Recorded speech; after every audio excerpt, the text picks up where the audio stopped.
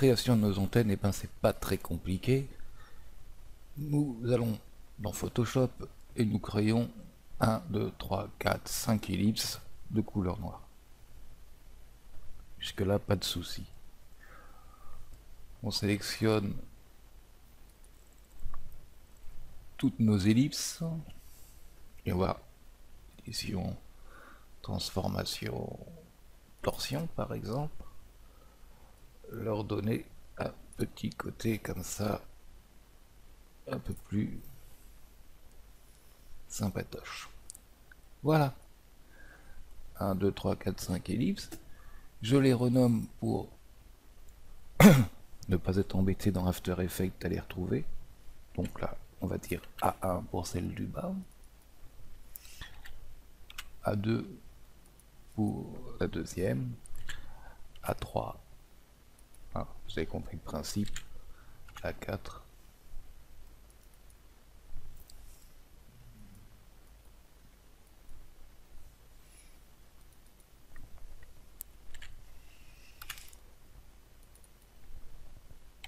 et ainsi de suite.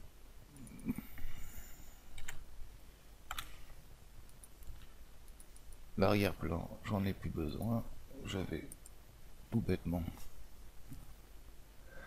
le supprimer, voilà, oui. Je nomme cet ensemble en le registrant au format Photoshop, voilà, dans un dossier.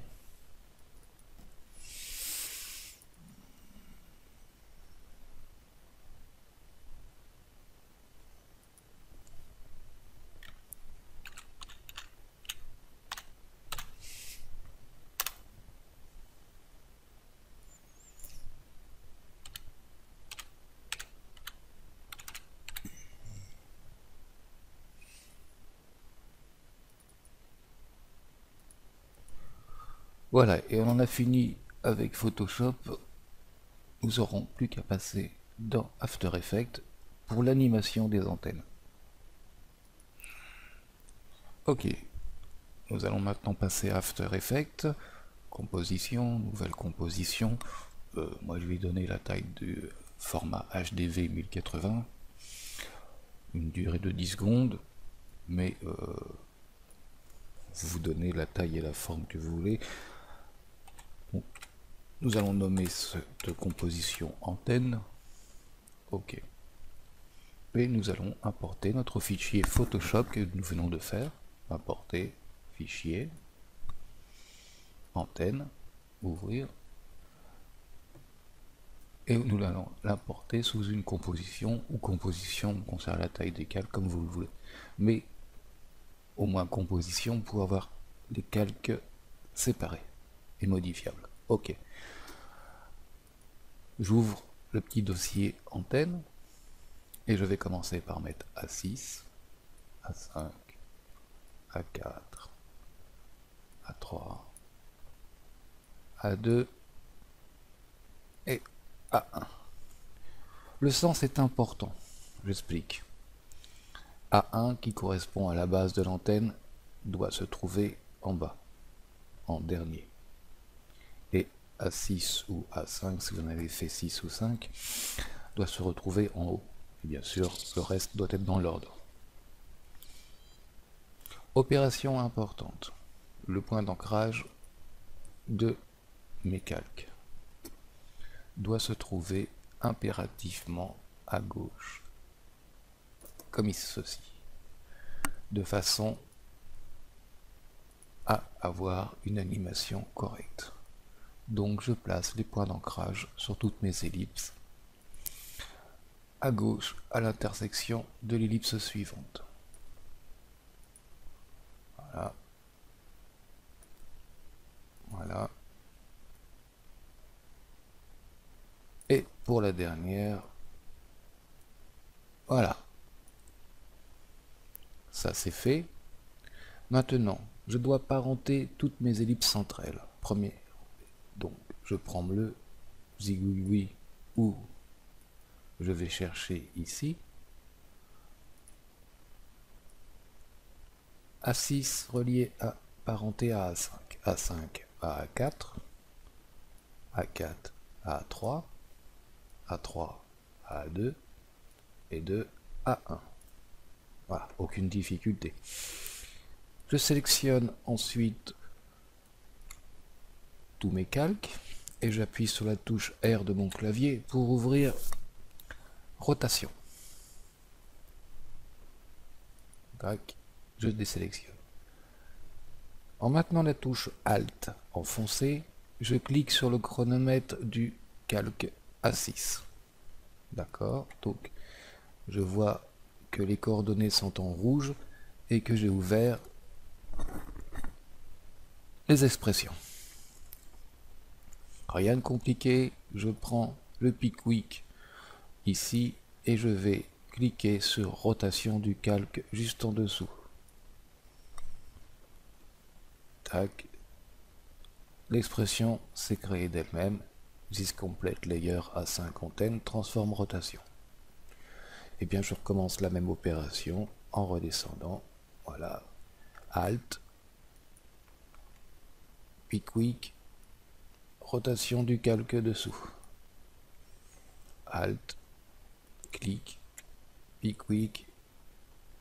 Rotation du calque en dessous. Alt. Voilà. Ensuite, Alt, Pickwick et mon dernier calque, c'est-à-dire le A1. Voilà. Et bien notre animation est pratiquement terminée. Parce que regardez, si je joue avec la rotation du calque A1, c'est-à-dire la base de mon antenne, eh bien j'obtiens un mouvement. Alors nous allons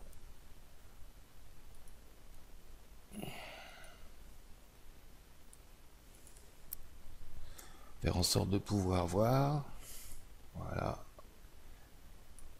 Je vais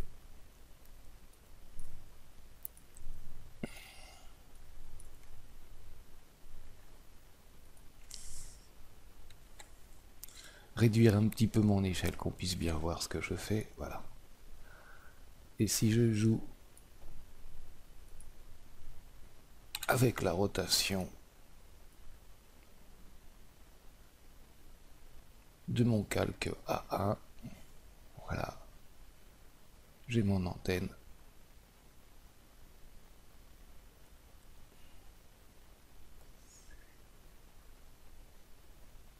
qui bouge. Ok. Maintenant, nous allons animer définitivement cette antenne, la dupliquer et la placer sur une tête.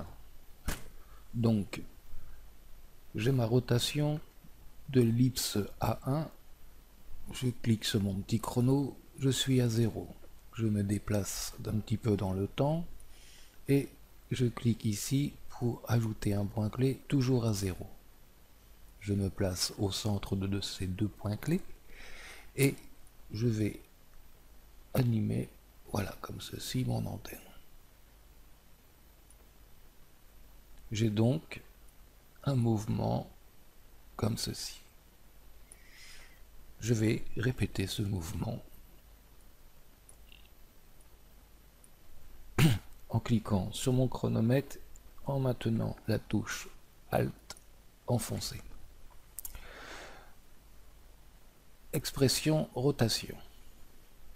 Je vais cliquer sur la petite flèche menu langage d'expression et aller chercher une expression dans le fichier property. Et là, je vais prendre loopout duration. Oh, quel accent! Et maintenant, si je clique sur la barre d'espace, et ben j'ai un mouvement d'antenne qui se répète. Si je trouve que ce mouvement est trop rapide, il suffit d'écarter un petit peu mes points clés, voilà, et de recommencer jusqu'à avoir quelque chose qui vous paraît mieux convenient. Voilà, l'antenne est créée, l'animation est créée. je vais créer une nouvelle composition que je vais appeler antenne gauche. OK. Je prends ma composition et j'y mets antenne. Voilà. Pourquoi ce faire? Parce que je vais mettre mon antenne correctement. Voilà, positionnée. Alors, je vais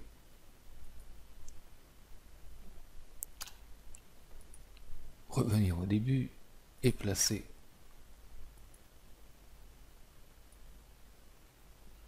voilà le point ici. Maintenant, je fais ma rotation. Voilà, parfait. Je vais centrer mon antenne. Et vous voyez, mon animation est toujours là.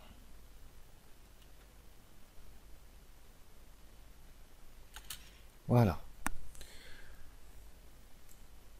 Reprenons nouvelle composition. Et disons que là, je vais l'appeler tête. OK. Alors, pour la démonstration, je vais prendre une ellipse noire. Voilà, on va faire ça comme ça. J'avais dit noir. C'est mieux, OK.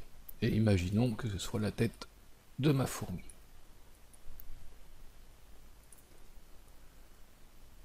Je prends antenne 2. C'est pas celui-là.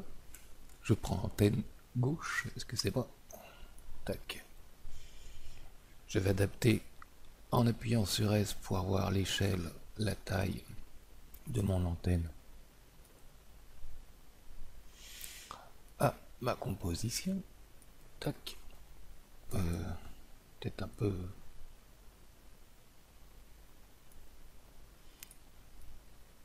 Voilà, on va jouer un petit peu sur l'échelle. Voilà. Si j'anime, j'ai bien mon antenne qui bouge. Seulement j'en veux deux.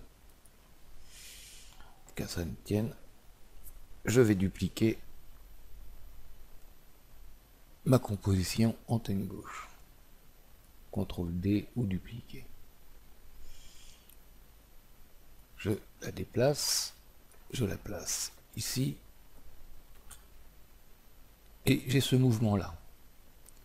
Pas forcément le mouvement que je voudrais.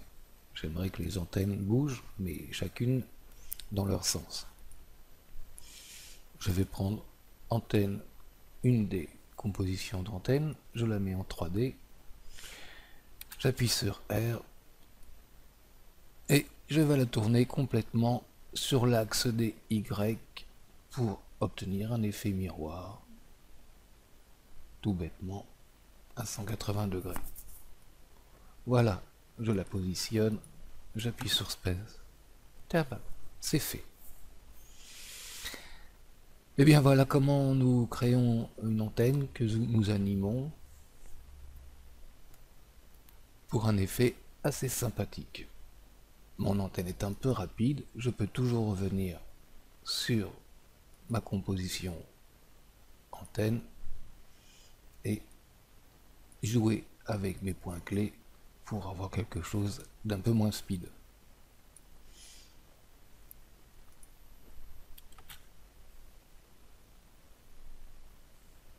Là pour le coup c'est beaucoup moins speed. Voilà, ben je vous souhaite à tous bon courage et puis à bientôt.